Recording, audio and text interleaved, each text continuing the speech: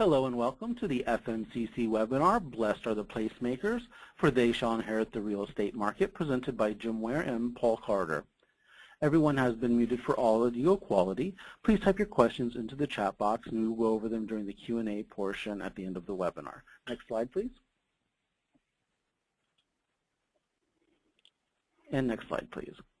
The FMCC provides many services to the FM community, such as Ask the Expert, Find a Consultant, Locate a Speaker, and online educational resources. You may find more information at their website, fmcc.ifma.org. Next slide, please. And we'd also like to thank all of our sponsors today for sponsoring the Facility Management Consultants Council. Next slide. And I do want to let everybody know, when you do exit the webinar today, there will be a short survey that comes up. I do encourage you to answer the webinar. We eagerly look forward to that feedback. And also a PDF of the PowerPoint will be sent to all who have registered for the webinar later today. Next slide. And I just want to let everyone know, again, my name is Joshua Amos. I am the Components Liaison for the FMCC. And our presenters will be Paul Carter and Jim Ware. I'm going to go ahead and turn it over to Paul now. Thank you. Thank you, Josh. And good morning or good evening, depending on where you are. My partner today is Jim Ware, as you can see on the screen today. Jim may like to say Hi, Paul. It's good to be joining you, and as just to make it clear to everyone, if they can't tell by listening to you, you are in the UK, and I'm in California, so we're spanning the globe today. Absolutely, as quite often we do. And very, very pleased to be here this afternoon. Okay, next slide. So what we wanted to talk about today is what we feel is a radical transformation underway in the real estate marketplace.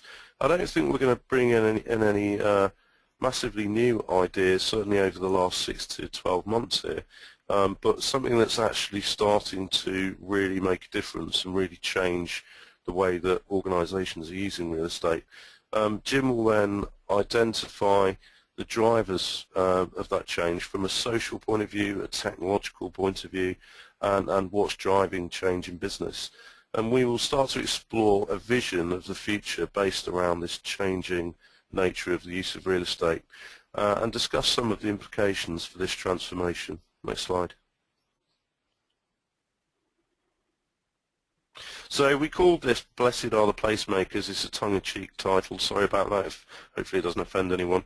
But it's really about thinking about how place itself is going to start to become more vital to creating workplaces for people. And we really do feel that, to a certain extent, these placemakers will be, the leaders, the ones that succeed at the end of the day. Because if we can capture the essence of place, which is where people will want to be as much as need to be, this is one of the key issues. Next slide. So radical, is it? We think it is. Real estate, as an industry, maybe has not quite seen it coming yet. We're still developing space in very much the same way as we have done for decades. We're looking at the real estate market, suggesting that the office market is coming back to life, the economy is coming back to life, and we're going to need more and more office space as businesses rebuild after this deep recession. Will that actually happen? We're not absolutely sure. We certainly see that there have been some big changes that have happened, and that's one of the areas that we're going to look at. Okay, next slide.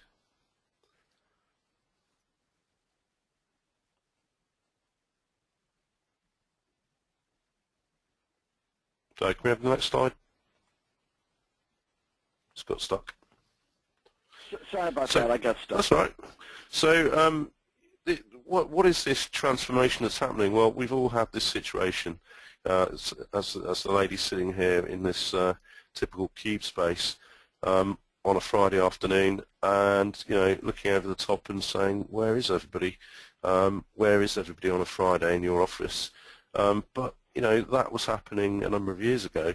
now it's Thursday, now it's also Monday, Wednesday, Tuesday, whatever day of the week, we're seeing fewer people sitting in their desks in the office. So, you know, to a certain extent, we're asking the question, where are all our people going? What are they actually doing? Now you have the option and the choice to actually express your own desire for where you want to work. It doesn't necessarily mean that it will be the place that your organisation provides you a workstation. In many roles now, of course, we can work wherever we need to. So this is happening more and more. Okay, next slide. So, you know, ask the question, where have you worked today? Well, your co-workers, the people are working anywhere. Now, we know this. As we can see, the guy sat, you know, looking back at the earth. You could potentially work anywhere, and technology gives us the opportunity to do that. But there's much more to it than just the ability of technology to unleash you from the office desk. It's more about the changes in the whole of society that are going on. Okay, next slide. So the big question, though, from the real estate point of view and the real estate occupier point of view is, are these offices underused? How do we know? Do we have data? Well, yes, we do. Okay, next slide. We have lots of data now coming through in different sources. I don't know whether anybody on this call knows what these things are, but I call these Armadillos. They're crunchy on the outside, but they've got software on the inside. They're produced by a company called Condeco Software that we work with quite closely, and they measure occupancy. So these things can be stuck literally under desks, any types of workstation actually, meeting tables, and anywhere else, to give a continuous pulse of real-time information about how that small space is being used. So every workstation, everywhere, really anywhere where anyone can sit in a building, can now be monitored. So next slide. We can see from this diagram how it actually works. So it's measuring, these sensors are measuring desks, meeting rooms, breakout areas. You can set the settings at different variations, but it can be from a few seconds pulses or, you know, a few times a day. But it's reporting back continuously. It reports back to a black box. It connects up to a computer system, and then you can analyze the information on a dashboard and cut and analyze that information to suit your purposes. But essentially what it's doing is giving you the ability to see that exactly how all of your spaces, wherever they are being used, and to see what the trends are. Okay, next slide. This you know, brings up some real hard data. So, you know, for many years we've been able to go around buildings with a traditional clipboard, and latterly using gadgets to collect data, for using people, and analyze desk utilization. And typically we've seen in individual surveys that desk utilization somewhere around 30 to 50% on average. What this slightly larger set of data using real-time metrics is showing that the data is backing that up, and we're building on this all the time. So in Europe you have an average desk utilization of 41%, US 35%, Australia 38%. Now, this data set will grow over time. But what's also interesting there is that peak desk utilization, that's the level that's never surpassed. In Europe, 68%, US 61%, Australia 64%. Now, whether these figures are accurate, plus or minus 5–10%, doesn't really matter. What it's showing is that even on the busiest days, you've got 30–40% of your spaces not occupied. Okay, next slide. Now this is very powerful data. So it's another example of just on averages 71% peak, 39% utilisation, and then also looking at meeting room utilisation, very high number, 40% of no shows to meeting rooms. So all those meeting rooms that people are saying constantly, we can never get a meeting room. We don't have enough meeting rooms. We need more meeting rooms. It's quite possibly that it's just that they've been booked, but actually that there's nobody sat in them, because unless you go around and look at every single meeting room, you're not going to know which ones are occupied. So we need systems to put in place to actually be able to monitor and measure that sort of information. But the overall trend is just showing that we are very much underutilised. Okay, next slide.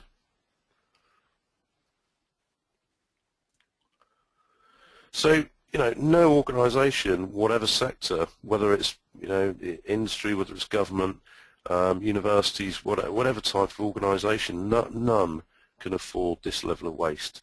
So we're wasting over 50% of the occupancy cost of the space that we lease or freehold. So the other thing is that people don't want that either. They're obviously very happily working elsewhere, not every day, but some days, and they're working in different places. So what does that say about the office today? It's not, is it actually meeting the demands of the organisation? Next slide.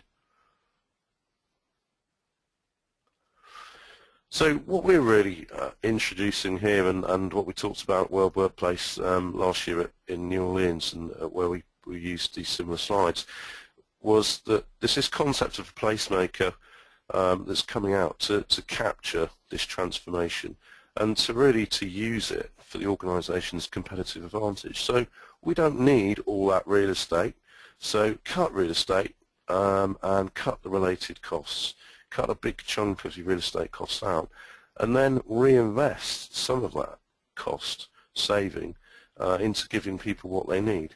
That creates a win-win situation, and that's what we're going to start to introduce here. So it's not just about saying we don't need as much office space, but actually where people are out somewhere else, they're not necessarily working at home, they're working in lots of other places, which we'll look at in a bit more detail later. How do we give them the tools to work in those other places? How do we create those third places, or at least support the creation of those third places as large organisations to give people what they actually need and what they actually want, and it becomes a win-win situation. So it's set for real estate, unless it shifts gear fast, everyone's winning. Okay, next slide. So why is this happening? What I want to do now is hand over to Jim to look at the broader social, technological, business background behind this quite severe transformation that's happening. Jim. Okay, thank you, Paul. I'm going to take us for a couple of minutes. You've been right down at the ground floor level talking about space utilization. I'm going to take us up to about 100,000 feet for a few minutes.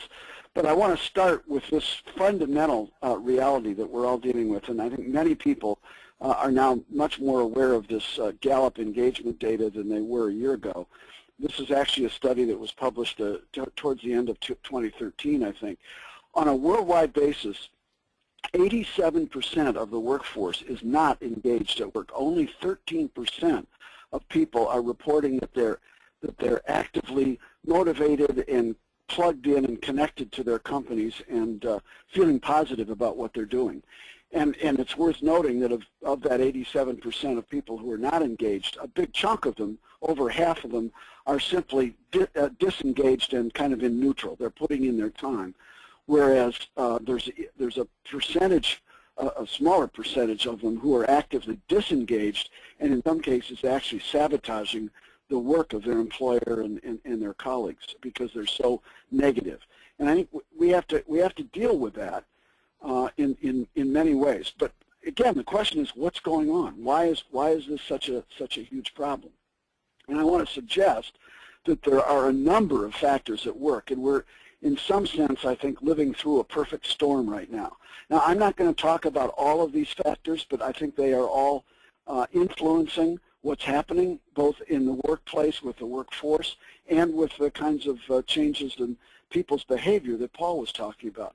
I'm going to just focus, and most of this we all know at some fundamental level. Again, there will be very little new here, but I think the fact that it's all happening and converging and having such a dramatic impact on the way people work and the way they feel about their work is really the thing that we have to address. And I'm only going to talk about the technologies, the workforce itself, something about the nature of work, the way work is changing, and then I want to touch at the end on some of the bigger, broader social, cultural, and value issues. Again, I'm going to go through this fairly quickly and fairly briefly because, again, I think we're all familiar with most of this, but I just want to remind you of how, and really stress how important it all is.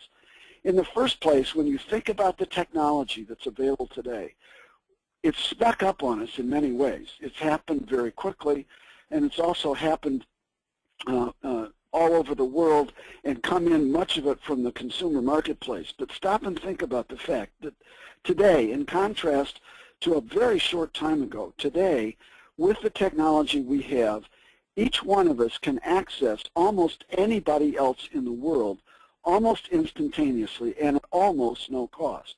Now, I do want to stress the almost. I realize it isn't free, but we're paying a very, very low fixed price for access to a global communications network, which, again, we recognize doesn't reach literally every human being on the planet.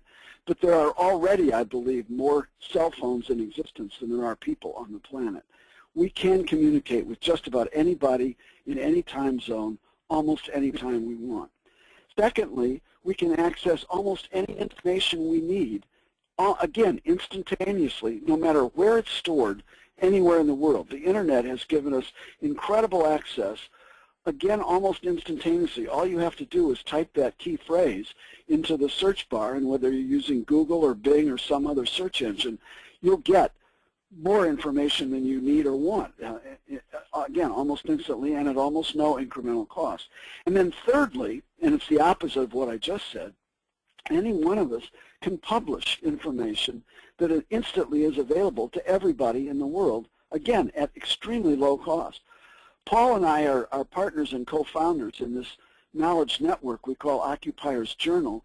We have basically three virtual offices, essentially. Paul in the UK, me in California, and our third director, Marcus Bowen, in Hong Kong. The three of us communicate regularly using technologies and tools like GoToMeeting, GoToWebinar, and email, and so on. And at very, very low cost, we publish newsletters. We can make our work and our information available to anybody all over the world. But it's not just the three things of access people, access information, and publish information. It's also the fact that increasingly the technologies are mobile, they're multimedia. Video, the cost of video conferencing is going down dramatically. I'm now finding myself increasingly using video for calling. And then all the social media that people are using. Telephones are only one of the ways in which we communicate with each other, again, as we all know. But it has fundamentally changed the way we work together. Now, the second part of this, and it's obviously very interconnected, is the workforce itself. Now, I've got a picture here of a couple of what I would call digital natives, young people, Gen Xers, millennials, who are perfectly comfortable with what I've just been describing because it's the only world they've ever known. But they're not the only ones who are taking advantage of this technology and who are able to live and work almost anywhere they want. It's also true that the gray hairs among us, some of the more senior citizens, are just as interested in being able to avoid commutes, in being able to work out of a home office, and so on. It's happening to all of us, and I'm not making a point here about demographics and age differences as much I am the fact that the workforce is becoming increasingly used to this. Let me just tell you one very quick story. A couple of years ago, I was playing golf here in California with my younger brother. He has a teenage daughter. She's now about to graduate from college. She was, I think, about a sophomore when this happened a couple of years ago. We were playing golf in California. My niece Jenny was spending a month in Spain with some friends, and again, the fact that she was halfway around the world is representative of the world we live in today. My brother got a call on his cell phone when we were on the 15th hole from his daughter. Now, it was about noon here in California, so it was about 8 p.m. in Spain. And she said, "Dad, what was the name of that restaurant that we had dinner at last year?" He thought for a moment. He told her, and she said, "Thanks, I'm taking my friends there tonight," and hung up. Not a second thought, just a natural thing to do. Pick up the phone, make a phone call 8,000 miles away just to find out the name of a local restaurant. That, to me, just epitomizes the kind of world we live in today. And then thirdly, the kind of work we're doing is very different and increasingly becoming different than the work that characterized the industrial era. And I just want to highlight that for you using this diagram. You know, every consultant needs a 2x2. Well, here's a new one. Work, the two dimensions of work that I'm paying attention to here are the certainty of the outcome. How well do we know what the work will produce? How clear are we about it? How clearly can we specify the outcome? That's on the horizontal axis. On the vertical axis is the process certainty. How well defined is the way in which we produce that outcome? When they're both high and well determined, it's a production. It's an assembly line. It's production work, and not just in factories, but there are many office jobs, of course, that are information-based, but that are also highly certain, whether it's processing a claims check or responding to a request for service. It can be very, very highly specified. As you move out, though, to less certainty, we get into what I call problem solving, where we may have some general ways of approaching something, but we never know until you get the phone call or the question from a customer or a colleague what the problem is that you're addressing, and you apply a lot of resident knowledge to achieve it. But again, there's a lot of room for creativity. And then if you move way out there to the upper right, it's what we call research and innovation, where we don't really know what we're going to produce, and there's a lot of intuitive gut feelings about the way we go about achieving that. And I think it's pretty clear that increasingly the percentage of people who are doing creative work, research, innovation, what Richard Florida called the creative class, is much greater than it used to be. So there's a great deal more flexibility from day to day and even hour to hour in the work that we do. It's not putting in 8 hours on an assembly line anymore, doing the same thing over and over again. And that's having a real impact on the nature of communication as well as on the kind of workplaces that we need and that we choose to use. And I thought it might be instructive just to throw up covers of a number of books that are on my shelf, and many of them have come out just in the last couple of years or even the last 6 months. There's more and more attention being paid to this whole fundamental revolution in the way we work. I couldn't resist, however, also putting at the center of this slide Peter Drucker's book, Management Challenges for the 21st Century, written a number of years ago. But I think the world of Peter Drucker. He was a real visionary. He had a tremendous amount of foresight. If you go back and read that, you'll find that a lot of what we're experiencing today, Drucker was talking about as much as 20 years ago. Just well worth remembering. But I would encourage you, not just these 5 books, but pay attention to what people are saying and what's being written, and the stories that are being told about the way in which work is changing. The science fiction writer Charles Gibson once said, excuse me, once the future of work is already here, it just isn't evenly distributed. There's lots of stories, lots of things going out there so I'm not reporting on things that might be, I'm reporting on things that are. And then a final comment about the social and cultural aspects. I think you'd recognize many of these words, the increasing focus on customers, on end users, the power and importance of teams, of sharing things, and of a service mindset. I want to add 2 other words to this word diagram, and those are choice and autonomy. I think those are the key things that particularly high-end knowledge workers are picking up on today. They are making choices. They want to own the choices. And when you think about it, given the kind of work that's being done today, nobody really knows better than the individual worker where he or she needs to be to get the job done right on a particular day or at a particular hour. So again, I've run through this very quickly. I just want to highlight one other thing in which I think this is all kind of coming together, and that's the kind of careers that we experience and that most of the workforce experiences.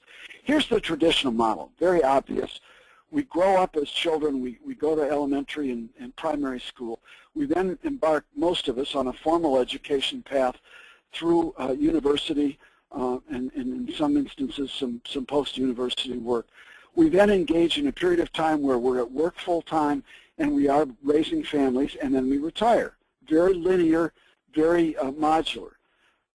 Again, I think it goes without saying, but I'm going to say it. The model today is much more diverse, much more broken up, and I've just attempted to show the diversity. Sometimes people will work before they go to school, take time off in the middle of a working career, not just because they're raising children, but I know of several instances where young couples in their late 20s or early 30s dropped out of work for a year or two to travel around the world or do service, whether it's Peace Corps or something else, in a different part of the world, and they came back to the world of work much, much more enriched. And then as you go on, as we age, as we get towards traditional retirement age, 65 and over, more and more of us are going back to school, that's the light gray, or working part-time, that's the darker blue. And everyone's pattern is different. And I think this is a really fundamental element of how the world is changing that we're trying to support as we develop real estate strategies and workplaces. Paul, with that, I'm going to turn it back to you. Thanks, Jim. Paul? That was really interesting. Yeah. Oh, sorry, I was muted. I'm now muted. Can you hear me? Yes, hear you fine. Should be able to. So, you know, as Jim was saying that, what I've really led into here is that people are all individuals, you know, and that's really the key, or some of the key points from what Jim's talking about in the whole social, technological background to the way that the world's changing. And I just listed out here a few, you know, just examples of things that we all come across in Myers-Briggs type assessments, personality types that you get when you're recruiting for a job. You know, the book Quiet, which came out, you know, 2-3 years ago, looking at introverts versus extroverts, very interesting and relating that to the workplace. Then you've got some people that are morning people, I'm certainly not, as opposed to other people that are late, you know, a late person, all built around your personality. Many of you have probably experienced the Belbin team roles, where you understand what your role is within an organisation, and Clifton Strength Finders, and you can go on and on. Some people have got children, some people haven't got children, some people, you know, so everybody's different, and I did a quick exercise in the seminar that we held at World Workplace, where just ask about 3 questions of the audience, and you suddenly see them split on each point. And it doesn't take very long before you get down to, even in a room of 50 people, where you get down to about maybe 2 that actually have exactly the same characteristics. And that's also very big, broad brush issues. So what's that got to do with the workplace? Well, fundamentally, it's about the individuality that we all have, and our own individual point in life, as Jim was pointing out on the, you know, the curve, or the progression through life, what stage you are, life path research, as sociologists call it, and then contrasting that against what we actually provide as workplaces. So we do our best as designers and managers of workplaces to actually provide workplaces that suit as much or as many people as they possibly can. But any workplace essentially has to be some sort of law of averages to suit as many people as possible.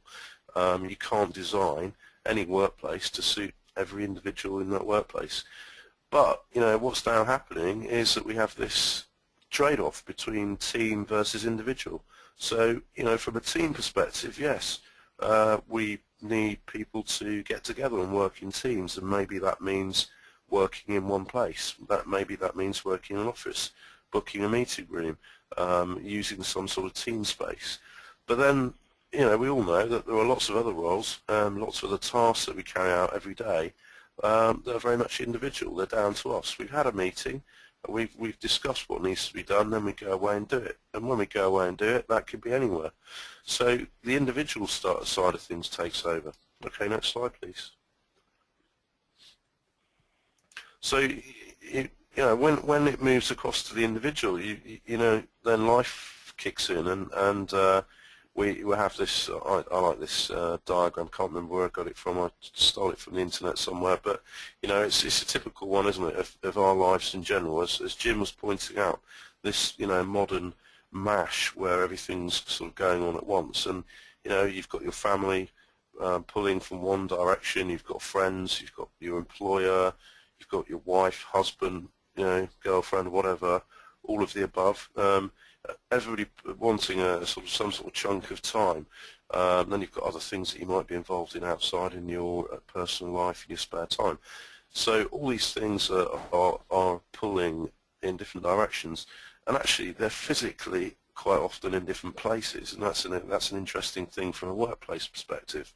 So if your life is being pulled in lots of different directions, every individual in an organisation has a certain amount of these pressures, and coming from different actual locations as well, you can't necessarily be with all of those different parties. So if your employer wants you to be with them in the office, your family want you to be with them at home, and other people want you to be elsewhere at some function or whatever, you can't be in 2 or 3 places at one time. But what workplaces are now, what we're now being able to start to do is to actually give people the opportunity to work in different locations, different places, to suit not just what they need to do in their work day, but also where they need to be for other things to happen. So that might mean to be around for an early morning school play. It might be to get back in the evening for a sports function. It might be many different types of things. But it means that you start to be able to blend the benefits of both parts of your life, your personal life and your work life. And going back to this, as we said earlier on about the placemaker, creating places, giving people the opportunities to work in different locations when they want to, when they need to, starts to provide that win-win situation. Okay, next slide, please. So some of the ways that we're seeing this happen now, and again, these things aren't brand new, but they are certainly growing. Liquid space, I'm sure you've heard of. Very successful organisation that's growing very quickly, and they're really all about providing very short-term space. So from an hour to a day, and they're not unique. They're not the only ones, but they are very flexible. So you can go onto their software tools, their website, but also increasingly lots of different mobile applications, and you can find, as it shows on the right-hand side here, Golden Gate Room, $85 an hour. Shows you what it is, shows you when it's available, shows you what sort of event it's likely to be useful for. So right, we need a meeting room tomorrow at 3 p.m. There we go. That one's available. Book it. Done. And that opportunity to provide that sort of level of flexibility is increasingly giving people that great flexibility that they didn't necessarily have before. Okay, next slide. And this is very much merging as well with the workplace starting to merge with the whole experience economy, the whole workplace versus hotel argument, and this is a great example. The workspace on demand application, which is driven by Liquid Space, but working with Marriott Hotel. So the Marriott Hotel groups, as you can read, Peggy Rowe, Marriott International's Vice President of Global Operations, saying here, we want people to think of Marriott as a place not just to come and sleep, but to work. So virtually they want you to stay there all the time, work there, live there during the week, whatever it might be. So, and that's a very attractive prospect if you are, a business person or, government official or somebody that's moving around quite regularly. You can not just use your hotel as somewhere to sleep in the evening, but actually do all the other things that you want to do during the day. Use it as your workspace in between maybe meeting somebody in the morning, meeting somebody in the afternoon and going out for dinner. In between all those times you've actually got a workplace. So hotels are getting into this area as well. So what we're starting to think about is, okay, how do we actually turn this into a practical solution that corporate real estate facilities management people can really get their grip on, and actually turn this into a service? How do you use this within a large organization to create places and give your staff the opportunity to use these types of places? And there are various card systems, card payment systems now, where and billing systems that go back to your central office, where you can start to capture all this, but giving your staff the benefits of these flexible spaces, but actually still managing it as if you were a corporate real estate organisation. So there are ways of getting the win-win situation. Okay, next slide. So, and here's another example from a company that's definitely not new. It's been around for 20 years or so. Search Office Space. Search Office Space. Great picture here of our beloved Hong Kong, but they're operating all over the world. It's a UK originated organisation.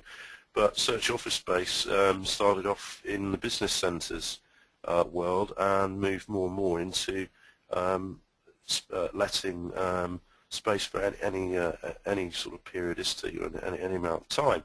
So again, from short-term lets to longer term, but you can go and find office space anywhere in the world using their website.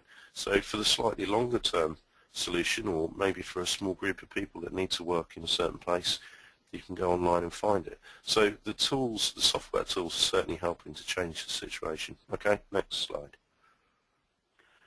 Paul, let me pick this up just very quickly. You made a reference a minute ago to the experience economy. Yeah. Many of you may be aware of, and if you're not, you should be, the book Welcome to the Experience Economy by James Pine and Joe Gilmore. It actually first appeared, the first edition was in 1999, but there's an updated version, 2011, so they've brought some new stories into it. Basically, you're seeing here another progression from commodities to experiences and even transformation. And I'll just be very brief. I think many of us have seen this before, but it's a very important framework for thinking about what we do in the workspace and real estate world. At the most undifferentiated level and in the lowest price and the most competitive area is extracting commodities. And then you move up the horizontal, the hypotenuse here. Towards experiences and transformation. Let me just give you a very quick, concrete example of what a difference this can make. If you think about coffee, you as individuals, we can buy coffee beans. Obviously, large organizations buy them by the billions, but it's very cheap. If you buy the beans and make your own coffee, it's probably going to cost you 10 or 25 cents a cup, not very much. But if you buy the service of having the coffee made for you and presented to you at some place like a local coffee shop, a Dunkin' Donuts or a McDonald's, it may cost $1 or $1.50 a cup. Then if you think of it in terms of an experience of a really wonderful setting, and a place like a Starbucks or a Pete's, or even beyond that, a fine restaurant, a cup of coffee may cost you $4 or $5.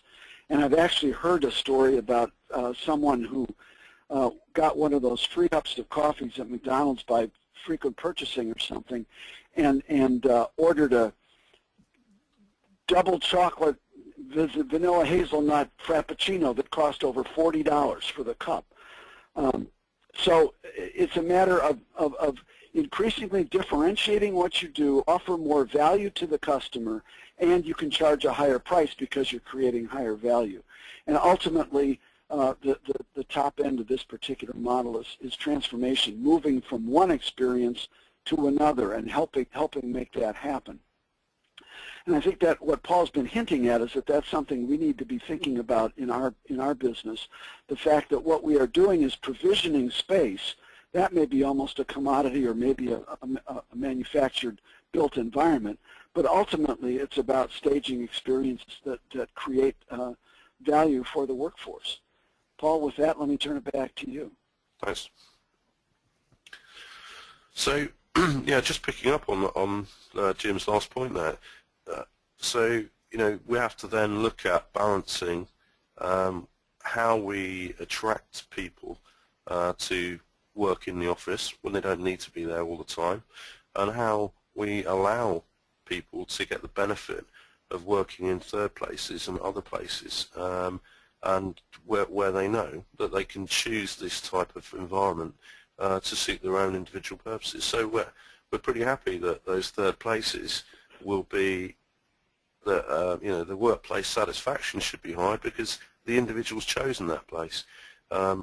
When it comes to the office, and there is a need to be in the office, it's about trying to improve that experience, create that experience economy, if you like, not necessarily for reasons of sales in the way that, you know, Jim's described in terms of something like selling coffee, but actually you are selling the office space to your employees. So it's about providing what you hope they will want to actually make them want to be there. So the dynamic's changing, because it's not just about these days about saying this is your office, here it is, you know, we want you to come and work here. It needs to go slightly further than that, otherwise fewer and fewer people actually will bother to go to the office. They just don't need to. And I put this example in, it's a football or soccer terminology, but a 4-4-2 formation, being 4 days in the office, 4 days in what we might call a third place. That's anywhere that's not in the office and not at home, and then 2 days at home. 2 days at home over 2 weeks. This is 2 days at home probably works quite well for most people, a day a week. For most people though, and everyone's different obviously, but more than maybe a day or two at home in a week or a fortnight is probably starting to get too much. Isolation sets in. You don't feel as though you're part of what's going on in the organisation, so you need to get into the office. But then there are other times when you don't want to be either in the office or at home, but you just need to be working somewhere that maybe it's closer to the client site, maybe it's closer to you know, where you need to be for some other purpose, and just to drop in. And the ability of some of the things that we've talked about today, some of the online solutions, the quick solutions like Liquid Space, to be able to book space wherever you want to be, is starting to change that. So next slide please, Jim. So what we're sort of seeing is this real question of, will you be a placemaker? Will you be creating these places that people want to go to? Will you be turning places into a business in itself? Or will you work for a placemaker? Because we're sort of seeing that if you're in the workspace market, these will be the two options. And I just want to sort of repeat some of the things that Jim said early on. Thinking about individual autonomy and thinking about the balance of life, work-life balance, and pressures that we all have. What are organisations trying to achieve here? We need to manage an organisation as efficiently and effectively as possible, but also the economy is picking up now in many countries, and you know, business is growing. So as business grows, some of us are going to see spaceless growth. Some of us are going to see organisations growing, but not actually increasing the amount of space they take on. So using agile working to allow people to work more flexibly in the office and get better use out of the office. I've just got a sign there saying connection loss. Can you still hear me, Jim? No, no, I'm fine. That was my mouse. It went out for a moment, but it's back. Sorry about that. That's fine. So so we've got this ability to work anywhere. If you become a placemaker, you're actually giving people the opportunity, creating spaces that people want to be in. There's no reason why that has to stay in the very young entrepreneurial market it is at the moment. We think that corporate organisations will start to pick up on this and at least provide employees with the ability to have some flexible tools, have some credit card type facility to allow them to use space in other places. And that will be funded essentially from savings made in reducing the amount of office space that's taken. So there's a trade-off between the two. It doesn't have to cost any extra money, but it's starting to help to attract new people into the organisation, to retain, so attraction and retention of staff is a key issue. And as Jim was talking about, the level of engagement, of employees actually was shown in the Gallup study to increase slightly if you gave people the opportunity to work elsewhere, to be mobile, to work out of the office. And we think that's probably largely related to trust, so a feeling of trust between an individual and the employer. So if you're allowed to go and work somewhere differently, you feel the organisation trusts you, therefore you're slightly more engaged. And there's some more development science to go around that, but we essentially sort of think that's the way it's working. So I really want to leave it there. These are the real questions that we think are there at the moment, and we just think there's going to be a transition away from just working in offices, just working at home, to working in these variety of other third places. It's already happening, and we think that, as we said, blessed are the placemakers, because they will inherit this market. They will pick up the opportunities that are coming off the back of this change, and maybe you'll become a placemaker, maybe you are a placemaker. We'd love to hear from you. Thank you. Okay. The slide deck will have contact information for both of us. And Josh, I think we're now into a Q&A mode. Okay, great. If any of you do have any questions, please feel free and type them into the chat box. We do have a question here. It says, globally, what are some think tanks or incubators for the built environment as it relates specifically to the integration of the workplace and technology? I'm sorry, the workspace in technology. Sorry, could you repeat the question? That was Sure. unclear. Globally, what are some think tanks or incubators for the built environment as it relates specifically to the integration of the workspace and technology? I'm not sure I really understand the question. Well, Paul, what I think John is asking is are there places where there's research being done, particularly not just on workspace or workspace experience or engagement, and not just on technology, but are there places where are there organizations or think tanks or incubators that are looking particularly at how technology is interacting with work or with the workplace? The first thing that occurs to me is several places that really are sort of commercial operations, not independent think tanks, but there are some of the facilities technology service providers, and I don't want to get into naming names and forgetting some of them, but there are places like FM Systems and I know Cognizant is doing a great deal of work these days, and I think there are some other.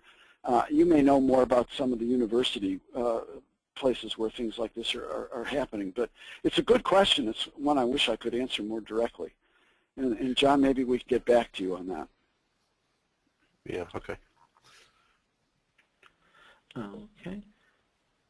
We'll give it just another moment, see if there's any other questions. Okay. Why don't you go ahead and go to the next slide? Yes, go ahead. I just can say, if people are thinking of for just a moment, let me just hitchhike a little bit on some of the last things Paul was saying, just some thoughts that occur to me. One, I think this issue of choice and autonomy leading to higher levels of engagement that Paul was talking about is really central to all of this. I think it's a really important thing for us all to understand. But I also want to stress it's not just the choice to be in the office or out of the office, but one of the things I find exciting about some of the new workplace designs that I've seen in the last couple of years is the variety that's inside the office, where people are flexible and mobile within the building. They may be in the corporate building, but moving from a conference room to an employee lounge to a small, what we call telephone booth kind of environment for private work or phone call for heads down work. The fact that people are moving around, even within the office, to me says that when people are making those kinds of choices, they're going to own those choices. They'll feel more committed. They'll be more focused, and they'll probably be more productive as well. And I just think that's a really important part of what all of this is. The other thing I just want to come back to is this notion of corporate real estate and facilities executives thinking of themselves not just as provisioning the commodity of the space, but of actually staging the experience, and the experience including not just in the building but elsewhere as well. If you think of your job as ensuring that your workforce has a productive place to work of the type they need in the place they need when they need it, that's a very different concept of a job than the one that I think is most common today. And I just want to encourage people to think about that. Think beyond the walls. Yeah, I totally agree with that, Jim, and it's really where the thrust of this discussion that we had last summer at World Workplace was starting to move, because yeah, I would agree. I mean, you know, how does this? A lot of the discussion we had after in the Q&A was, how does this start to affect us as either as real estate providers or as facilities management organisations or as individuals? You know, what's our role going to be? You know, facilities management of large office portfolios is going to change. It has changed, and if you look at the nature of you know, some of the best agile office buildings that, as you were referring to, Jim, you know, places where there are absolutely no allocated desks, or at least if there are, they are just at key points throughout the building where there's an administrator or some sort of focal point. Everyone else comes in and uses space and works around perhaps a team area, but they don't have a desk. You know, this is very much a, you know, perhaps a Northern European thing that's happened over a number of years, and it's starting to spread out elsewhere. But it is also about creating that experience, because if you don't create that experience, if you don't become a placemaker in your own office as opposed to creating these funky spaces elsewhere, then fewer people are just going to come to the office. They just don't need to come to the office.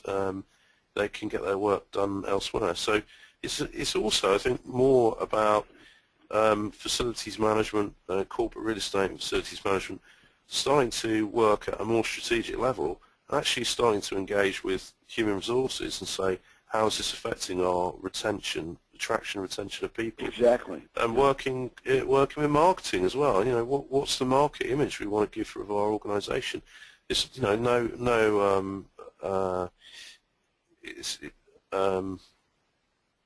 it's not by chance. Large organisations like Google and, you know, have created these fantastic workplaces that people talk about. I was teaching on Tuesday, and you know, talking about space and what have you, and asking people that are now going out for interview to before they graduate to go into the world of work, and you know, they're saying, throwing up places like Google and saying, why can't the big surveying firms have spaces like that with slides and bars and things in their office?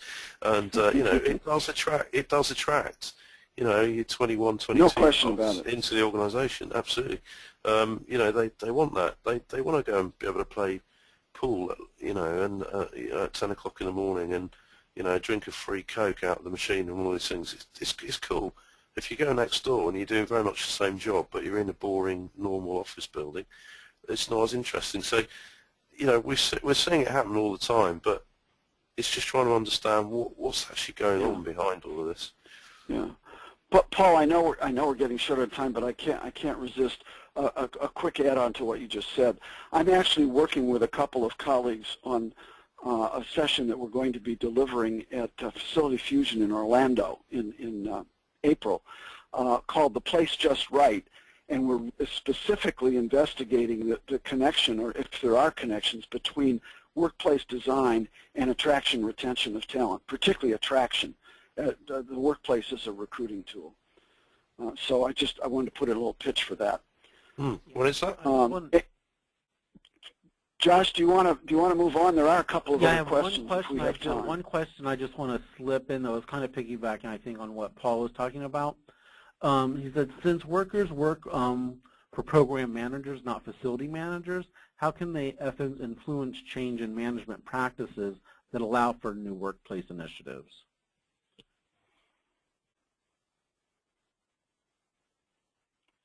Yeah, okay. Jim, do you want to jump on that one? Well, the first thing that occurs to me is that it's about making the business case. Paul was talking about, funding this flexibility through reduced real estate and facilities costs.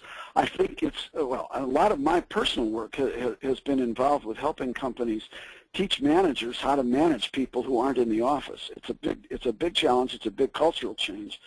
But I think that it's a matter of making the case to the managers, if not the workers themselves. I mean, my experience over and over again, the middle managers or the first-line supervisors are the biggest barrier to this because they're the most uncomfortable. The workers themselves love this kind of workforce flexibility and believe that it helps them be more effective and more successful. I wish we had a lot more time to talk about that, Josh, but I'm going to advance to the ending slides as you asked me to a moment ago. Yep. I think, can I just add one point there, Jim? And that is that it's, to some extent, there's a push-pull here, isn't there, from an economic, perspective? Sure. And a lot of this is really about the pull from employees. They're just going to go and do this anyway. They're doing it already, and it starts to move away from this whole argument that we've had for actually decades back into the original teleworking research and work that was done in many different places, where lots of things were held up by middle management, rigidity of structure. That structure's all starting to disappear, and it's just going to happen anyway. So it's just a case for organisations to really try and catch up with it and make something useful out of it for the benefit of the organisation, I think. Excellent. Okay, and as we are kind of wrapping up now, as we have a couple minutes left, we do want to let you know that the next FMCC webinar will be Tina Schaus presenting on March 4th about benchmarking. If you haven't received a notice about that, another one should be sent out shortly. We encourage you to attend that. Next slide, please.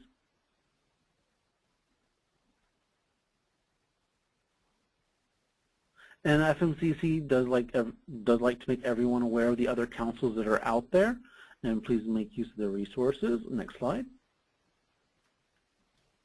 Okay, and again, I just want to thank everyone for joining us, and I want to thank Jim and Paul for presenting today. It was a great presentation. Thank you, everybody. And just before we go, yes, a copy of the PowerPoint and a link to the recording will be distributed sometime later today. Thank you, everybody, and have a great day. Thanks, Josh.